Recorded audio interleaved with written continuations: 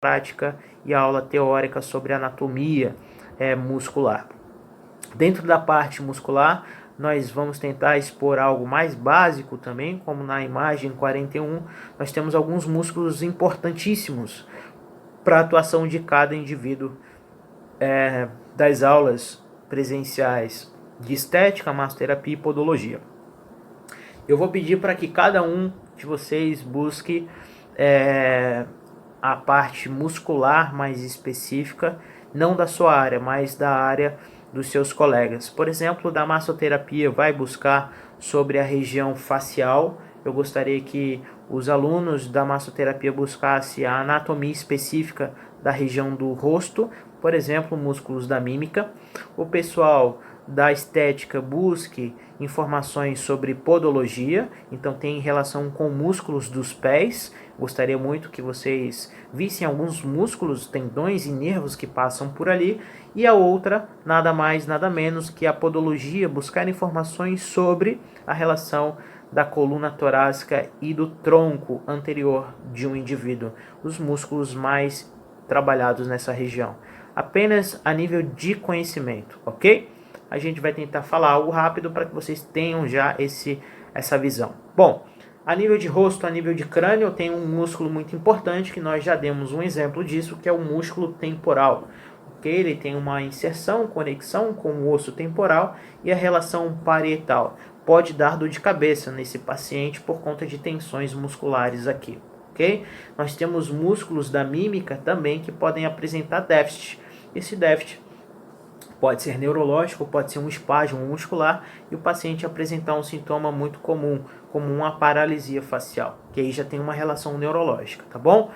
Músculos do tronco, eu tenho músculo do peitoral maior, músculo do peitoral menor, muito palpável. Na mulher fica mais difícil, porém não fica tão ruim assim, se nós entendermos. Basicamente, o músculo do peitoral maior e peitoral menor, nós conseguimos apalpar acima da mama.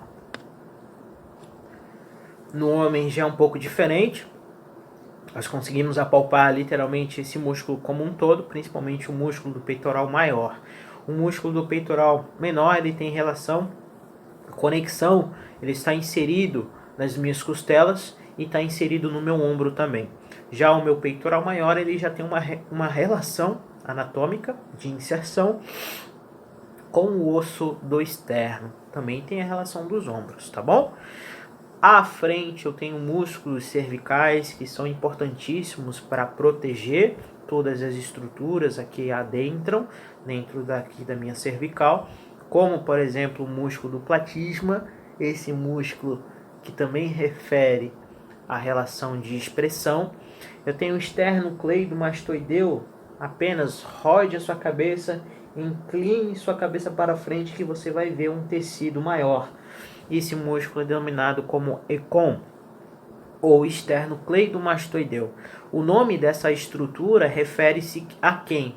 Ao osso do externo e ao meu processo mastoídeo, na relação do osso occipital. Olha como interessante. Cada estrutura pode revelar de onde vem e para onde vai.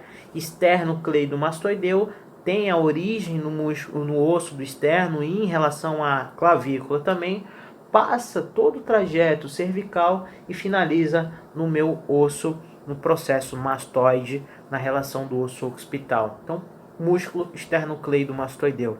Lá atrás eu tenho um grande músculo, muito utilizado por todo mundo e basicamente é um músculo que sofre muita consequência, que é um músculo que pesa muito na gente, que é o músculo do trapézio, um músculo triangular, a qual possui uma relação com o meu osso occipital na minha cabeça, tem relação com a 7ª até a 12ª vértebra torácica e ainda ele tem a relação de conexão com os meus ombros. Olha que interessante.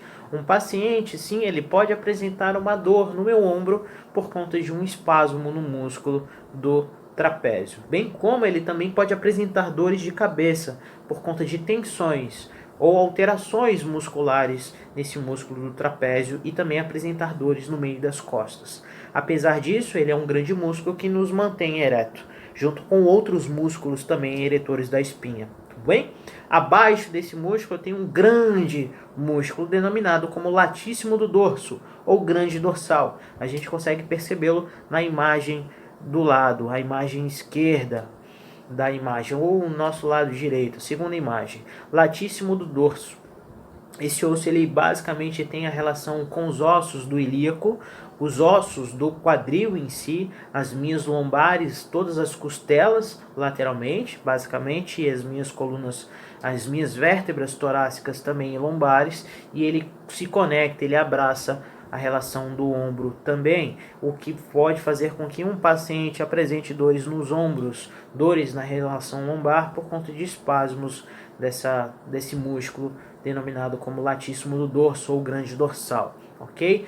Anteriormente eu tenho músculos oblíquos do abdômen, músculos transversos do abdômen, e eu tenho um grande músculo que tem relação com o processo tifoide, com as costelas e com o pubis, denominado como o reto abdominal.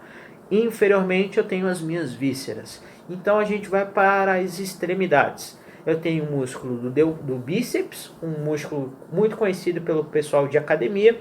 Posteriormente eu tenho o tríceps, denominado também com duas cabeças, anteriormente e posteriormente, bíceps e tríceps. Eu tenho os músculos flexores e extensores do carpo, flexores dos dedos e das mãos, ok? Abaixo disso, lá na perna, eu tenho músculos do quadríceps, a parte anterior desse músculo. Basicamente, ali nós temos também essa relação como o reto femoral, o vasto lateral, o vasto medial e o vasto intermédio. Dentro dessas relações todas eu tenho muito mais músculos, como o sartório, pectíneo, eu tenho um adutor magno, um adutor curto, tudo nessa relação da coxa, na parte medial, interna da coxa, com a parte anterior da coxa. Posteriormente eu tenho os posteriores, que também referem à parte de trás da minha coxa. Como o vasto lateral, eu tenho essa relação mais lateral que também pega um pouco posteriormente. Eu tenho o músculo grácil, eu tenho o semimembranoso, semitendinoso e o bíceps femoral. Olha que interessante. Uma porrada de músculos posteriormente e anteriormente que pode nos trazer muita informação.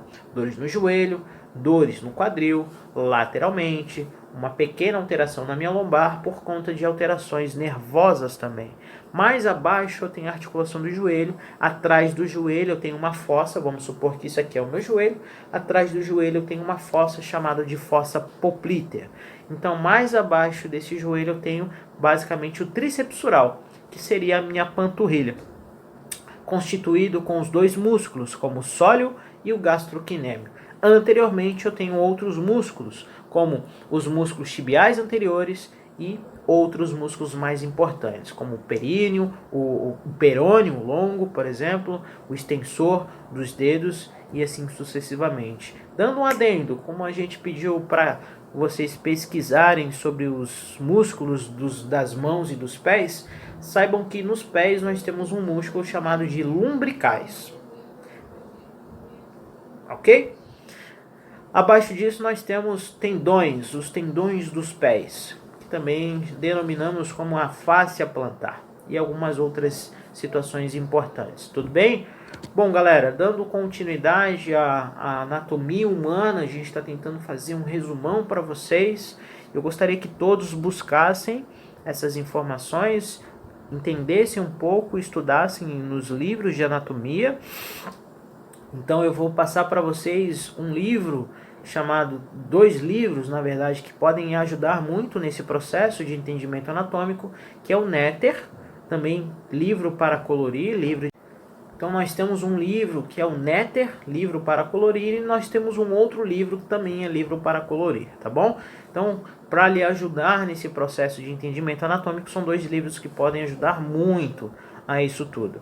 Então, no slide 42, nós temos um pouco desse entendimento entre músculo, osso, a parte nervosa e a parte vascular. Por exemplo, aqui, nós temos uma relação da caixa torácica, coluna torácica em específico, e nós temos as costelas. Então, a costela ela também está inserida na minha coluna. Tá? Nós temos algumas articulações, como a articulação costal, que tem essa relação entre costela e coluna. tá bom? Que nos conecta a essa costela, a minha vértebra com a minha costela. Na parte da coluna torácica é bem importante porque a artéria ela passa rente ao meu processo, ao corpo da minha vértebra. Olha que legal. Então nós temos essa relação muito íntima entre processo vascular, estrutura óssea, as estruturas da caixa torácica, e aí nós temos a informação dessa estrutura vascular por uma determinada musculatura do meu corpo. Então aqui vamos supor que é as minhas costelas, cada dedo é uma costela, e entre cada costela eu tenho um músculo, e a gente chama de intercostal, que basicamente é o que a gente pode perceber na imagem do slide 42, do Netter, um grande livro, um grande autor da anatomia. Então o músculo, ele tem essa relação e essa importância de fazer com que as costelas abram e elas fecham dentro do processo de inspiração e expiração. A partir desse ponto também, eu tenho uma relação íntima entre coluna, entre essas estruturas, músculos esqueléticas, a parte vascular com os nervos. Então eu tenho nervos da caixa torácica, e esses nervos eles denominam-se como os nervos intercostais. E às vezes você pode sentir uma dor entre as costelas e não é somente costela. Pode ser músculo tensionado, mas também pode ser um nervo que está te incomodando desde lá de trás, mas você não sente dor. E aí você apresenta a dor no final dessa terminação nervosa. Então, basicamente tem essa relação muito importante. Acabo de espirrar, pausei o vídeo para não mostrar isso para vocês. Ok, então lateralmente ao slide 43 nós temos ali novamente a especificação da relação muscular. E eu gostaria que vocês olhassem atentamente ao bíceps, por exemplo. Então nós estamos tendo uma imagem de perfil. À frente do meu bíceps eu tenho um músculo que ele vem descendo do meu peitoral indo para a relação abdominal. Esse músculo nós chamamos de serrátil anterior.